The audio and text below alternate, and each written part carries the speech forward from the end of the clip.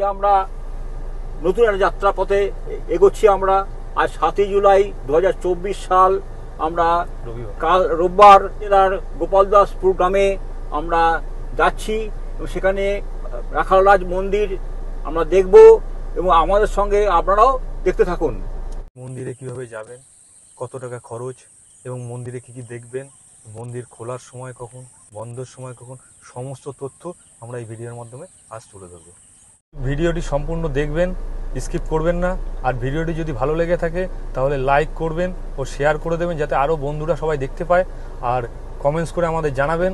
আর চ্যানেলটিকে অবশ্যই সাবস্ক্রাইব করে পাশে বেল আইকনটি টিপে দেবেন, যাতে আমরা নিত্য নতুন ভিডিও দিলে ইউটিউবে আপনাদের নোটিফিকেশন সর্বপ্রথম আপনাদের মোবাইলে পৌঁছে যায় এবং আপনারা সেই ভিডিওগুলি দেখে নিতে পারেন। অবশ্যই করুন। আর বেশি কথা না বাড়িয়ে তাহলে আমাদের গন্তব্য রাখাল রাজা মন্দিরের উদ্দেশ্যে বেরিয়ে পড়া যাক। রথযাত্রার পুণ্যতিথির দিনে আমি আর দাদা মিলে দাদার নিজস্ব গাড়ি নিয়ে বেরিয়ে পড়লাম নতুন এক ভ্রমণ যাত্রার উদ্দেশ্যে। গলিপথ ছাড়িয়ে এবার আমরা উঠে পড়লাম বেলঘড়িয়া এক্সপ্রেসওয়ে রাস্তাতে। এই রাস্তা ধরে দক্ষিণেশ্বর দিকে আমরা এগোতে লাগলাম। বাঙালি হয়ে ভ্রমণ প্রিয় হবে না তা কখনো হতে পারে? বাঙালি মানেই ভ্রমণ প্রিয়। ভ্রমণের কথা শুনলেই মন কেমন যেন চাঙ্গা হয়ে যায়। তাই সুযোগ পেলেই বাঙালিরা বেরিয়ে পড়ি এই ভ্রমণে।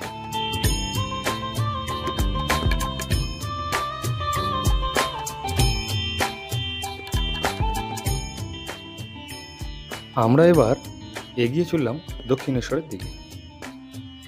রাস্তাটি সামনে দুভাগে ভাগ হয়ে গেছে। বাদিকে যে রাস্তাটি চলে গেছে ওটা টোল ব্রিজ হয়ে গঙ্গা পার হচ্ছে। আমরা রাস্তাটি সোজা নিয়ে নিলাম। এই সোজা রাস্তাটি থেকে নেমে সামনে দক্ষিণেশ্বরের আইল্যান্ড থেকে ডান দিকে টার্ন নিয়ে আমরা বালি ব্রিজ দিয়ে গঙ্গা পার করলাম। কিছুটা এগোলেই সামনে আবার রাস্তা দুটো ভাগে ভাগ হয়ে গেছে।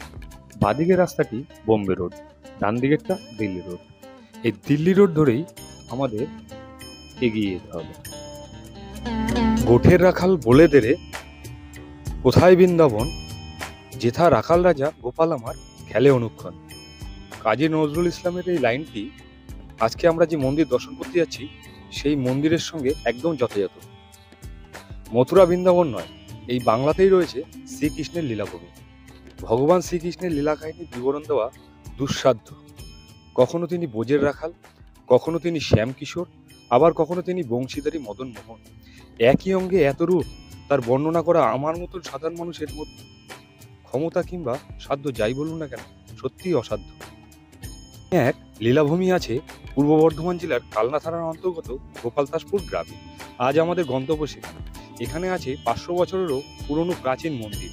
এই মন্দিরেই শ্রীকৃষ্ণ রাখাল রাজা রূপে পূজিত হন ও বিরাজ করছেন।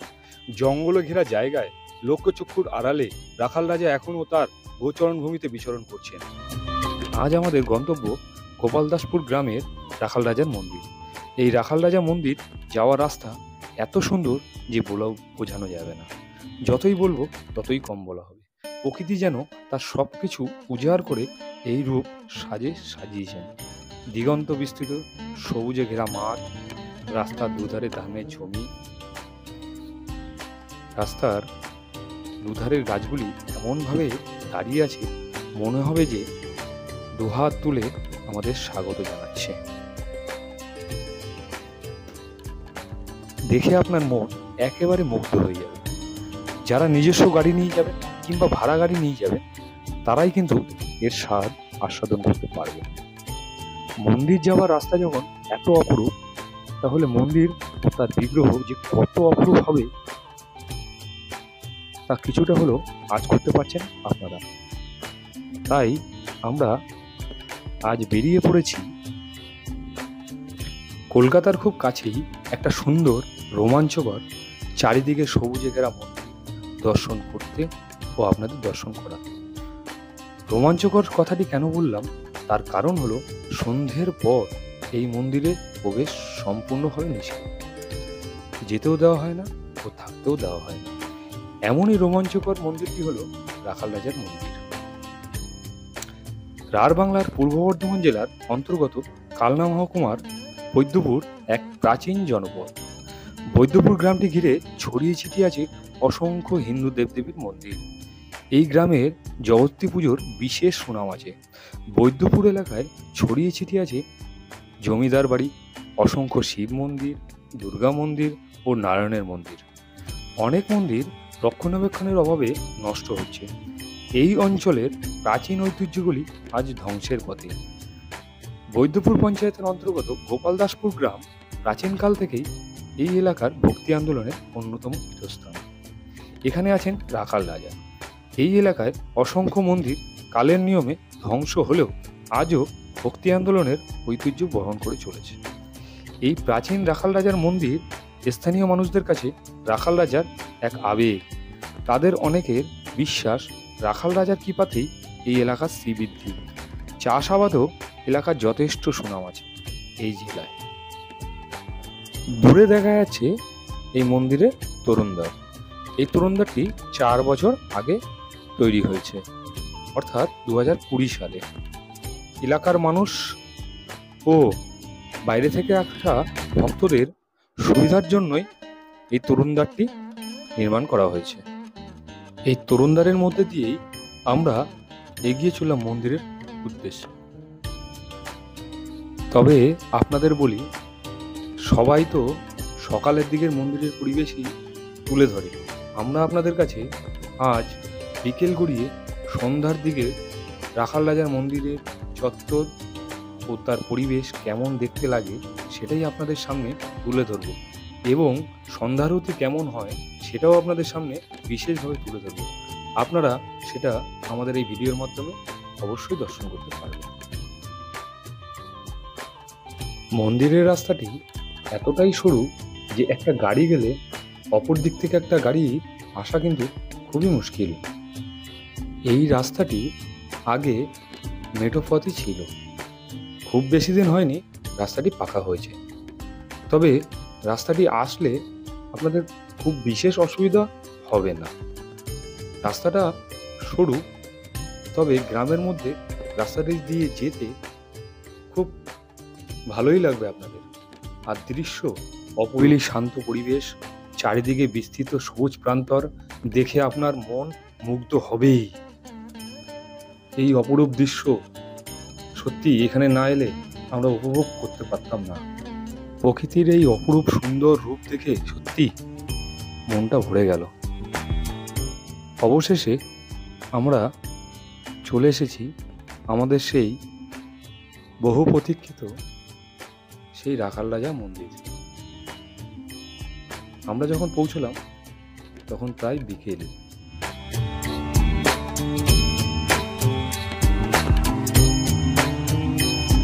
শেষে আমরা এসে পৌঁছলাম এই রাখাল রাজা মন্দিরে। আমরা চলে এসেছি এই বৈদ্যপুরের অঞ্চলের গোপালদাসপুর গ্রামের এই আমাদের রাখাল রাজা মন্দিরে। আমাদের পিছনে ঠিক দেখতে পাচ্ছেন মন্দিরটি, আমি আর ওই দাদা মিলে।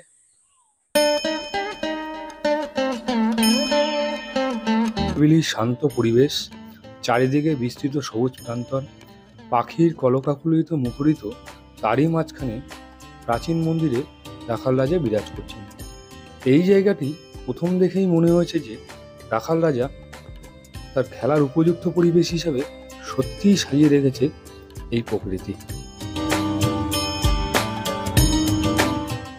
এইবার চলুন মন্দিরের ভিতরটা। আমরা সামনেটা একদম এই সামনে রয়েছে নাট মন্দির এবং সামনে রয়েছে গর্ভগৃহ। আমরা একটু দেখে নিই গর্ভগৃহটা। চলো সোমনাথ, চলো, আমরা তার জন্য এসেছি, চলো চলো। সামনে রয়েছে ধূপ ও মোমবাতি দেওয়ার জন্য বাঁধানো স্ট্যান্ড, তার সামনে রয়েছে তুলসী মঞ্চ, যেটা সুন্দরভাবে টাইলস দিয়ে বাঁধানো। মূল মন্দিরের সামনে বিস্তৃত নাট মন্দির, চৌখো স্তম্ভের উপর সুন্দর ছাদ দিয়ে পরিবেষ্টিত।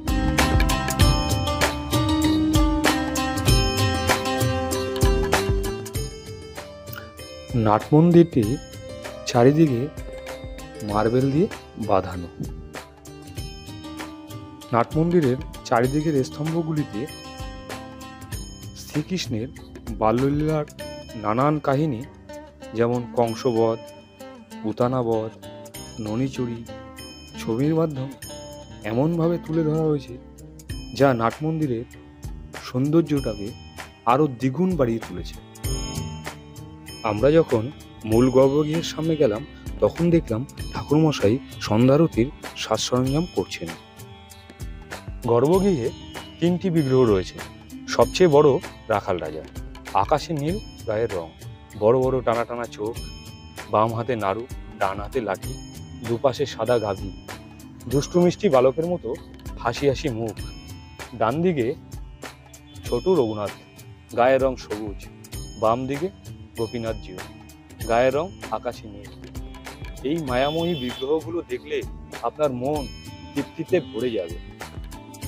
নাট মন্দিরের প্রতিটি স্তম্ভে যে শ্রীকৃষ্ণের বাল্যলীলা কাহিনী লিপিবদ্ধ করা আছে সেটা পূর্ণাঙ্গ বিস্তারিতভাবে দাদা আপনাদের দেখিয়ে দেবে।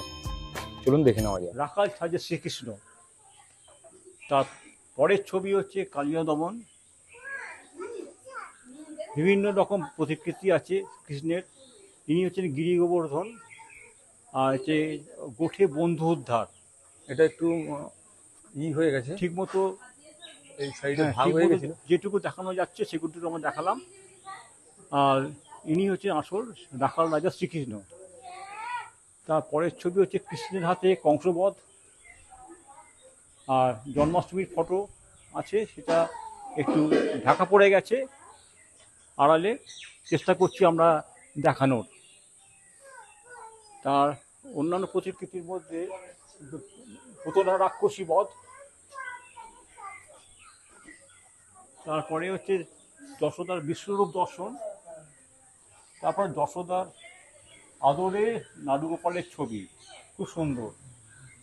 তারপরে কৃষ্ণের ননিচুরি, সেটাও অর্ধেক ঢাকা পড়ে গেছে বিজ্ঞাপনের জন্যে।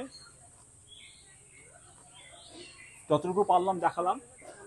এরপরে দুরন্ত গোপাল উৎকলে বাঁধা, যে উৎকল ভেঙে ও পুতনা রাক্ষসী বধ করেছিল। আচ্ছা, এই ছবিটা হচ্ছে শাসনরত মা যশোদা। বিভিন্ন কৃষ্ণের বিভিন্ন বাল্যলীলা খেলার ছবি আমরা দেখালাম।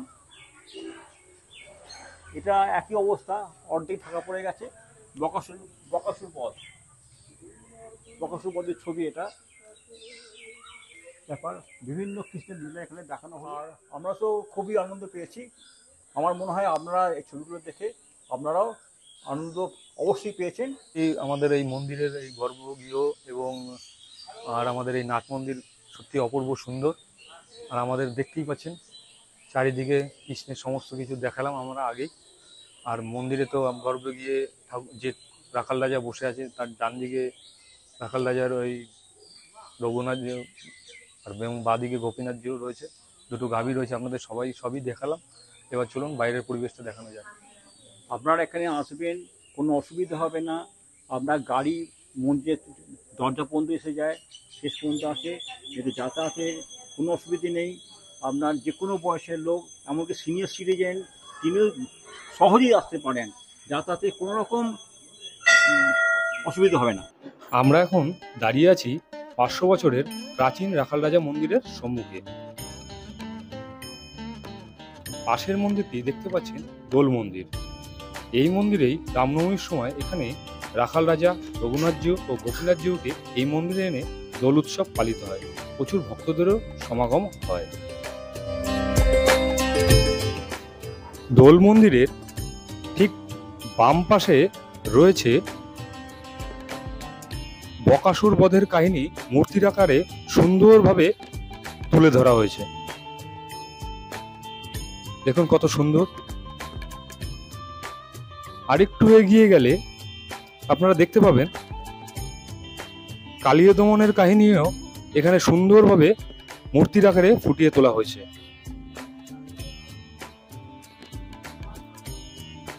তার ঠিক বাম পাশেই আরেকটু এগিয়ে গেলে চোখে পড়বে শ্রীকৃষ্ণের জন্মের পরের কাহিনীটিকে সুন্দরভাবে ফুটিয়ে তোলা হয়েছে মূর্তির আকারে।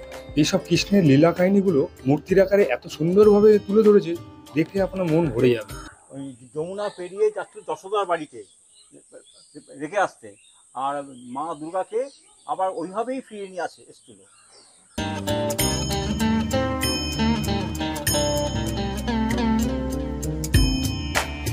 সেই যমুনা পুকুরের সামনে দাঁড়িয়ে আছি।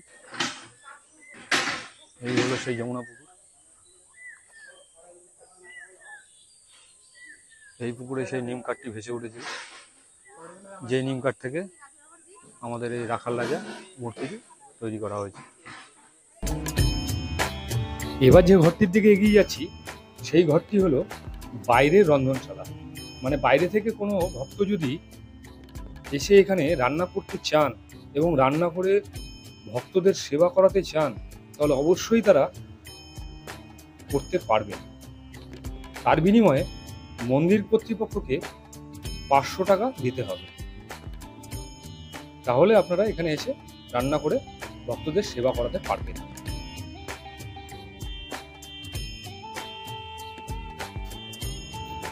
এই দেয়ালে মন্দিরের সমস্ত নিয়মাবলীগুলো লিপিবদ্ধ করা আছে। ভোগের কুপন এখানে 50 টাকা।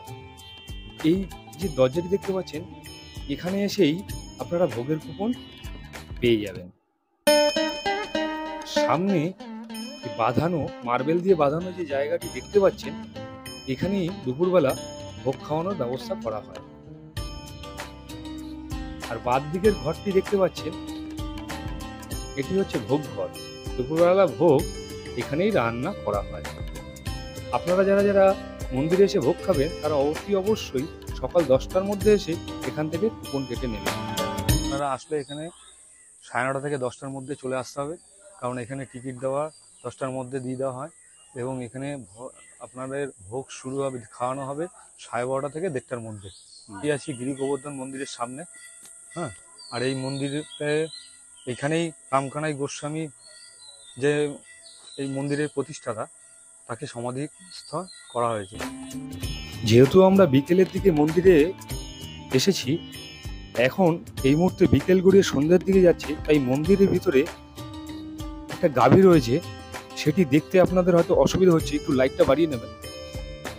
একটা গাভী রয়েছে,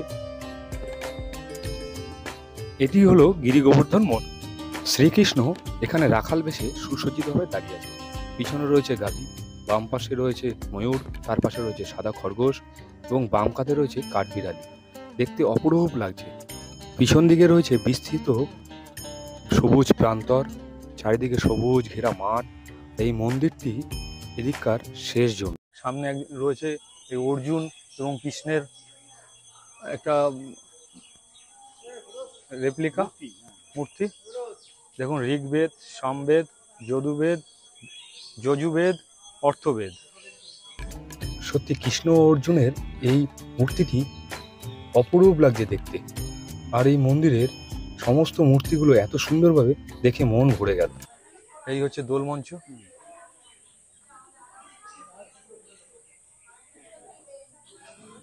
এইখানে রামনবমীর দিন একদম বড় উৎসব হয়। এখানে দোল খেলা হয়, রামনবমীর দিন এখানে বড় উৎসব হয়। এখানে সমস্ত জায়গা একদম লোকে ভিড় করে পুরো মাঠে। দেখুন, সত্যি অপূর্ব। একদম চারিদিকে সবুজে ঘেরা নিলিবিলি পরিবেশে একটা সুন্দর মন্দির। যদি আপনারা দর্শন করতে চান, একদিনের ট্যুর অবশ্যই আসতে পারেন। এবার মন্দিরের ঠাকুরমশাইয়ের কাছে মন্দিরের কিছু কথা শুনে নিই। আপনার এই মন্দিরটা আপনার কবে নাগাদ স্থাপিত হলো? এই মূর্তি 200 বছর আগে। আর মূর্তি নিম কাঠ থেকে তৈরি হয়েছে, সেটা কতদিন আগে? আচ্ছা, হ্যাঁ, ওইটা বড়টা ছিল না। আচ্ছা আচ্ছা আচ্ছা। স্বপ্নাদেশ হলো এখানে যে যমুনা আছে, হ্যাঁ, এই যমুনায় একটা নিম কাঠ ভাঙে।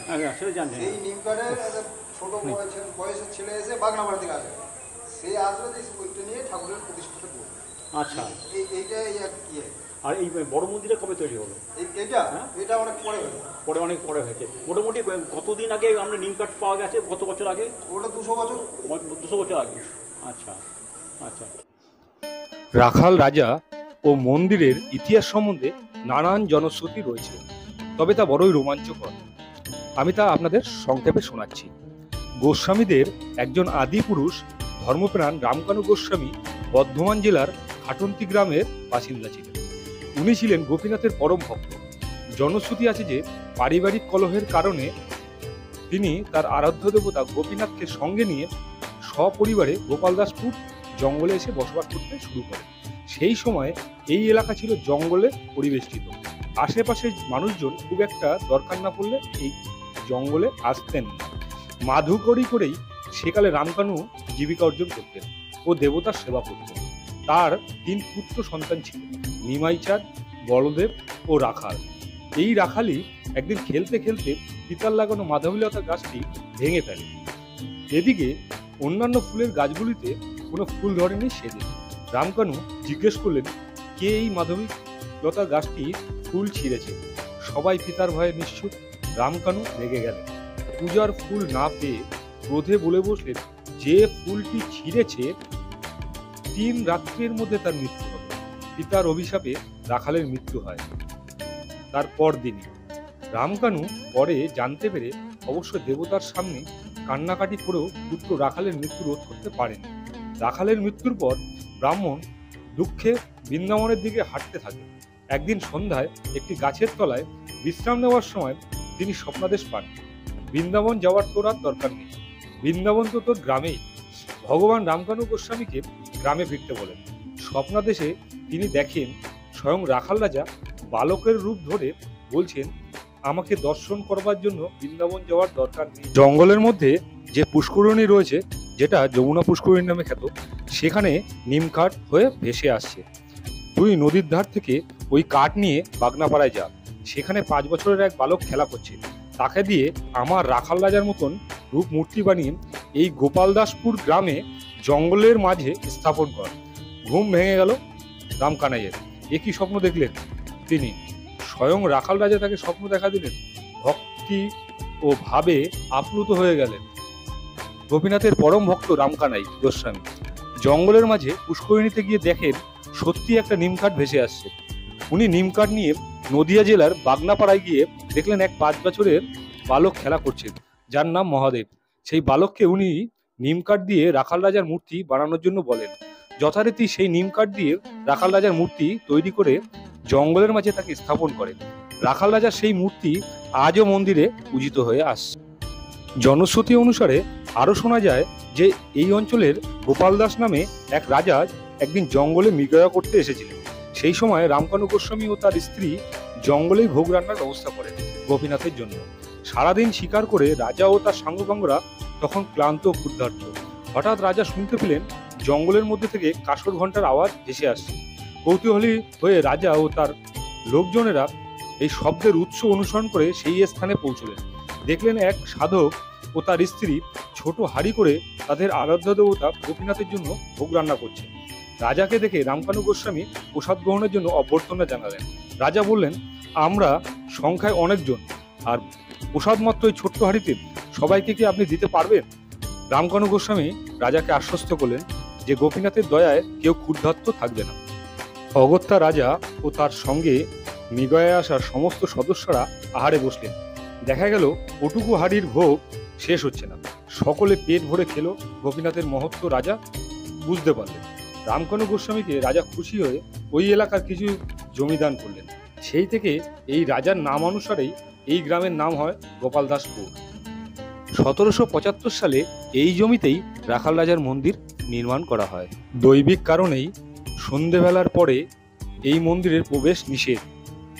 যেমনটি বৃন্দাবনের নিধুবনে সন্ধ্যের পরে মন্দিরে কাউকে প্রবেশ করতে দেওয়া হয় না, ঠিক তেমনই সন্ধেবেলার পর এই মন্দিরে সম্পূর্ণভাবে প্রবেশ নিষেধ। তাই বাংলার নিধুবন হিসেবেও এই মন্দির বিশেষভাবে পরিচিত। তাই শোনা যায় রাখাল রাজা সন্ধ্যের পর হাতে বাঁশি নিয়ে এই মন্দির চত্বরে গরু চড়ান। আপনাদের আসলে কিন্তু একদম মন প্রাণ তৃপ্তিতে ভরে যাবে। সত্যি একদিনের উইকেন্ড ট্যুরে যদি আপনারা আসুন, এখানে সত্যি আপনাদের ভালো লাগবে, আর খুব ভালো লাগবে। আর কি এখানে যে পরিস্থিতি খুব শান্ত, নিলিবিলি, এবং শহরের এই কোলাহলময় থেকে একদিনের জন্য যদি ঘুরতে আসেন, সত্যি অপূর্ব সুন্দর লাগে। এখন সন্ধ্যা আরতি শুরু হয়ে গেছে, তো চলুন সন্ধ্যা আরতিটা আমরা দেখে নিই। সন্ধ্যা আরতি শুরু হয়ে গেছে, চলুন সন্ধ্যা আরতি দর্শন করে নিই।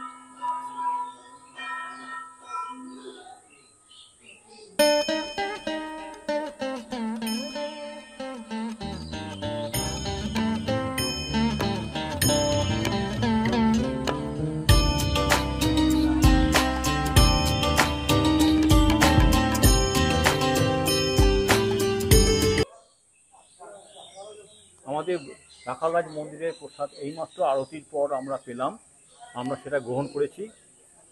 প্রসাদে কি কি দেওয়া হয়েছে দেখুন। প্রসাদে আমরা লুচি, আপেল ফল, তারপরে মিষ্টি ফল আর বোঁদে আর এই কলা। মন্দিরের সামনে বাইরে এটা মন্দির দেখানো হয়ে গেছে আপনাদের। এখন আমরা বাইরের পরিবেশে দাঁড়িয়েছি, একদম সন্ধ্যা আরতি শেষ হলো। হ্যাঁ, এখন আমরা একদম দেখুন, একদম চারিদিক দেখুন কীভাবে সবুজে আর অন্ধকার হয়ে এসছে, নিলিবিলি একদম শান্ত পরিবেশে।